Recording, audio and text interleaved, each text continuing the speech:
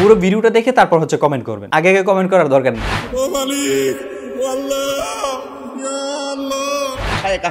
উনি বৃষ্টির জন্য নামাজ পড়ছে, সালাতুল ইস্তিসকা। যখন অনাবৃষ্টির সমস্যা প্রকট আকার ধারণ করে, যখন তীব্র গরমে মানুষের প্রাণ ওষ্ঠাগত হয়, গরমে যখন চরম অবস্থায় মানুষ পৌঁছে যায়, তখন আমাদের সুন্নাহ হলো, আমাদের জন্য একজন মুসলমান হিসেবে করণীয় হলো আল্লাহর কাছে বৃষ্টি প্রার্থনার দোয়া করা। আসসালামু আলাইকুম ভাই লোক বেহেন লোক। বর্তমানে যে গরম পড়তেছে বাংলাদেশে, বিশেষ করে এই বছর মানে আগের রেকর্ডগুলো ভেঙে দিছে। সো এমন গরম এর আগে কখনোই লাগে নাই, আমরা ঠিক অসহ্য হয়ে গেছি। তো এই গরমে বাংলাদেশের ওলামায়ে কেরামগণ বিভিন্ন জায়গায় বৃষ্টির জন্য নামাজ আদায় করছেন। শায়েখ আহমদুল্লাহ বৃষ্টির জন্য নামাজ আদায় করছেন।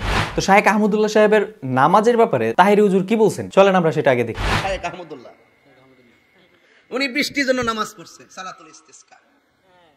ঠিক আছে, এটা দলিলে আসে নামাজ পড়া, বৃষ্টি যখন হয় না সালাতুল ইস্তিসকা নামাজ পড়বেন, এটা অবশ্যই সুন্নাত।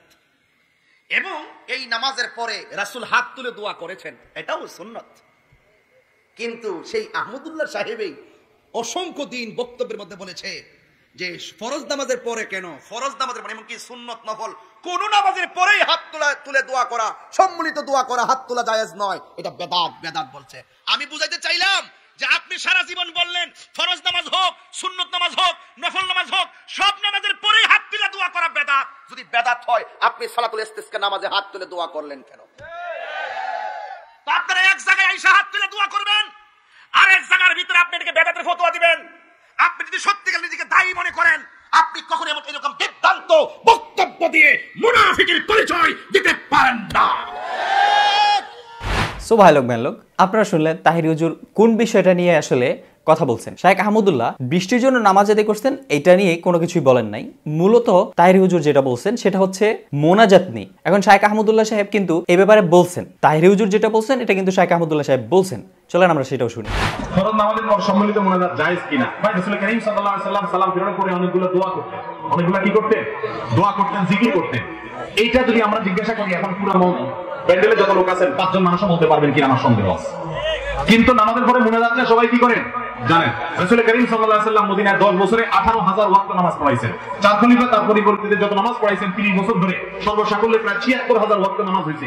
এর ভিতরে রাসূল নিজে অথবা কোন 4 খলিফার কেউ তাদের জীবনে কখনো সালাম ফেরানোর পরে সবাইকে নিয়ে আমাদের মতো এভাবে হাত তুলে দোয়া করেছেন একটি হাদিসেও পাওয়া। এখানে ওলামায়ে কেরামের যদি হাদিস থাকে আমাকে বলবেন, ভালো করে বুঝতে হবে। রাসূল সালাম ফেরানোর পরে হাত তুলে আমাদের মতো মুসলিমদেরকে নিয়ে দোয়া করতেন না। তিনি কি করতেন? জিকির আজকার করতেন, দুরূদ পড়তেন, দোয়া করতেন, এগুলো করতেন। এখন আমাদের দেশে অনেক দিন থেকে চলে আসতেছে, আমাদের উচিত হলো সুন্নাহটা শেখানো, যাতে করে আস্তে আস্তে অন্যটা কি হয়। কিন্তু তাই বলে শুরুতে মসজিদে এগুলো নিয়ে ফিতনা, গন্ডগোল, মারামারি, কাটাকাটি করা কি হবে না? জায়েজ হবে না, খবরদার। সো ভিউয়ার্স, এখানে কিন্তু শায়েখ আহমদুল্লাহ সাহেব বলতেছেন যে নবী করিম সাল্লাল্লাহু আলাইহি ওয়াসাল্লাম জামাতের পরে হাত তুলে দোয়া করেন না। এই জিনিসটাই তাহিরি হুজুর বলতেছেন যে আপনি এখানে বললেন যে কোথাও নাই, কিন্তু আপনি বৃষ্টির সালাত আদায় করার পরে হাত তুলে দোয়া করলেন, তাও আবার সম্মিলিতভাবে। সো বৃষ্টির নামাজের ব্যাপারে শায়েখ আহমদুল্লাহ সাহেব কি বলছেন সেটা আমরা শুনি। আমাদের প্রিয় নবী সাল্লাল্লাহু আলাইহি ওয়াসাল্লামের সুন্নাহের অনুসরণ করে আফতাবনগরে এখানে ঈদগাহ মাঠে আমরা ইস্তিসকার নামাজ আদায় করেছি। আপনারা জানেন যে যখন অনাবৃষ্টির সমস্যা প্রকট আকার ধারণ করে, যখন তীব্র গরমে মানুষের প্রাণ ওষ্ঠাগত হয়, গরমে যখন চরম অবস্থায় মানুষ পৌঁছে যায়, তখন আমাদের সুন্নাহ হলো, আমাদের জন্য একজন মুসলমান হিসেবে করণীয় হলো আল্লাহর কাছে বৃষ্টি প্রার্থনার দোয়া করা। আর এই বৃষ্টি প্রার্থনার দোয়া আমাদের প্রিয় নবী সাল্লাল্লাহু আলাইহি ওয়াসাল্লাম করার জন্য বের হয়েছিলেন এবং তৎক্ষণাৎ আল্লাহ তাআলা দোয়া কবুল করেছেন। রাসূলুল্লাহ সাল্লাল্লাহু আলাইহি ওয়াসাল্লাম কিন্তু বৃষ্টির জন্য নামাজ আদায় করছেন, ইভেন সাথে সাথে কিন্তু আল্লাহ তাআলা বৃষ্টি দিয়েছেন। মোনাজাত শেষ করার আগে কিন্তু বৃষ্টি হয়েছে, সুবহানাল্লাহ। সো এখন কেউ কেউ বলতে পারেন তাহিরি হুজুর ঠিক, কেউ কেউ বলতে পারেন আহমদুল্লাহ সাহেব ঠিক।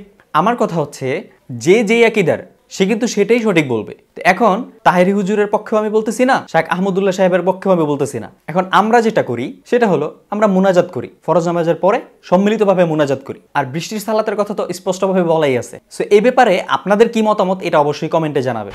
সো ভাই লোক বেহেন লোক, আই থিঙ্ক আপনারা বুঝতে পারছেন। ভিডিওটি যদি ভালো লাগে অবশ্যই একটি লাইক করবেন, কমেন্ট করে অবশ্যই মতামত জানাবেন। Okay then, see you soon another video ইনশাআল্লাহ। ভালো থাকবেন, সুস্থ থাকবেন। আসসালামু আলাইকুম ওয়া রাহমাতুল্লাহ।